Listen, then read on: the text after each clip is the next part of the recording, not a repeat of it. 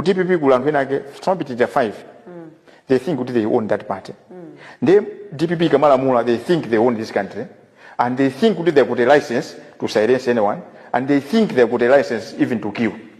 amagwisa ntchito anthu kagulu kenaka kamakhala kuzaleka kuja amakatenga anthu amndende ndi kupita mwakanamizira munthu ngati akuba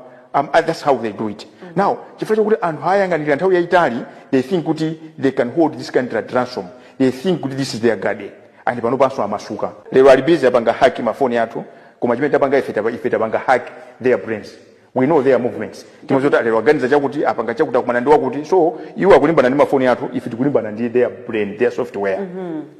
they will not get away with it so ndawauza anthu amene kuti zimene amayankhula Dr. Jinasa she was smart in short sanafune kunena kuti akundipangira campaign kuloko all these zimene zikuchitika zija the ultimate beneficiary is Dr. Jinasa akwapangira campaign poyera tifanira kuti ngati izizi sashinta izizi in the next 2 months the next president of this country is Dr. Jinasa wapanga zimene ndani anyamata DPP their own making they are refusing to learn from the previous mistakes the mistakes na uyo namiwa analakwisa kuyankhulawo analakwisa kwambiri ndipo akanthu akamanena kuti yeyu akuyenda ndi Jinasa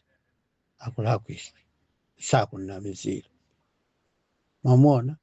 tipasangane nekuti okay zikapitirira izizi within 2 months Jinasa akhala president autanthoza kuti ja alanda